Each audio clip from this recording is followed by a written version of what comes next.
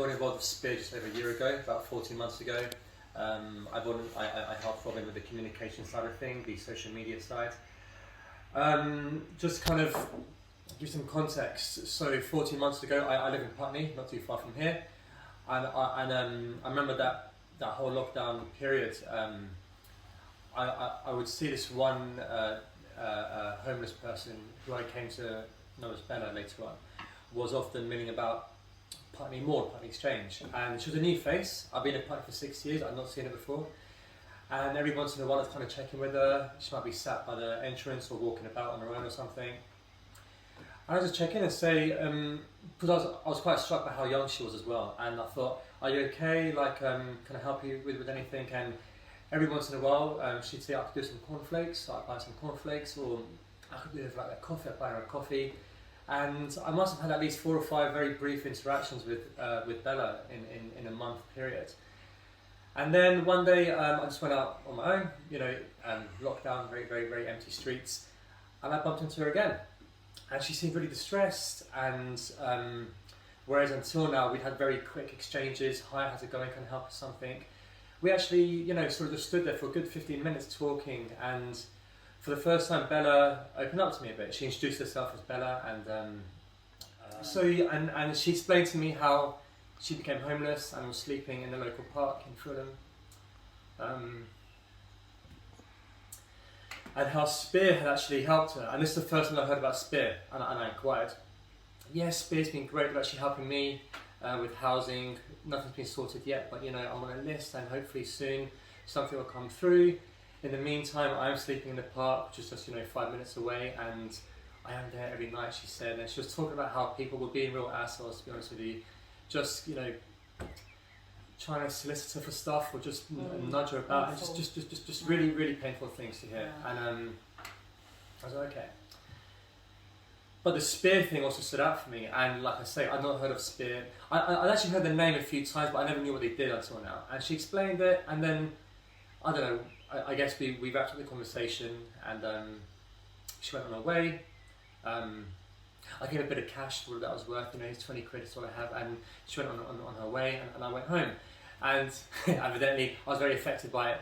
And that same afternoon, literally as soon as I got home, I went to the website, and I got an email, and I emailed Nikki. Hi Nikki, my name is Ramin. I met one of your clients, or former clients, or whatnot. Her name was Bella. Just tell me what you guys do. I think it's great, and I'd like to get involved if that's possible. And to my surprise, Nikki got back to me the next day, like literally the next day. Hi Ramin, we actually have many people offering to volunteer. We can't accommodate everyone, unfortunately, but I see from your CV you have all these media skills, filming and editing. And I was like, yeah, I've got a filmmaking background, if that helps in any way. She said, yes, massively, we need someone to help. So if you're willing, we can't give you any outreach work, but we'd love you to take care of the media. And I was like, whatever it takes, fine. So anyway, fast forward a few weeks, I'm rambling a bit, sorry. Fast forward a few weeks, and I'm literally here with Heidi, with Robin, and we're doing an interview right here in the corner of the room. I'm shooting a video with Heidi, and this is sort of my cue to sort of sit back, let the camera roll, and learn about what Spear really do. I just remember being just absolutely flabbergasted by all the work the charity does. Heidi spoke about the pandemic emergency effort in particular. I remember her saying how over 300 people they'd accommodated into hostels, into hotels over a few months. Just like that, and I just thought, wow, this is incredible. I've met one of these people, but there's over 300, and I understood Spear to be this real force for good. And then a week or so later, Robin asked me to interview one of the clients, and that was, I think the first client was, maybe it was Lee or Svetla. I wanted to interview Michael, and before you know it, I'm just regularly sitting down with clients of Spear, past or present. I hadn't met James until today.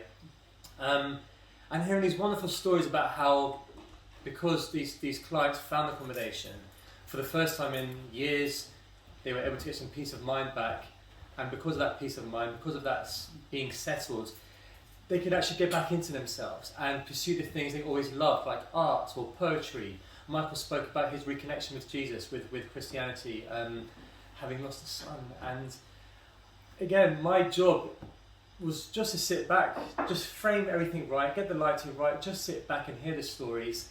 And I can't really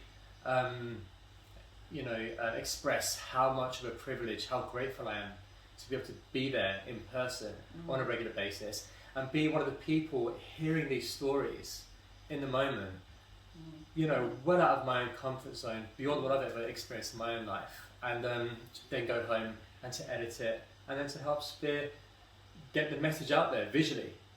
This is what we guys do, and it's just a real privilege to be a part of that effort, which is, that's what I do. I just help get the message out there. Everyone else is really doing all the heavy lifting here, but that's my role, and I hope to continue doing that. So that's it. Thank you. All right, thank you. Okay.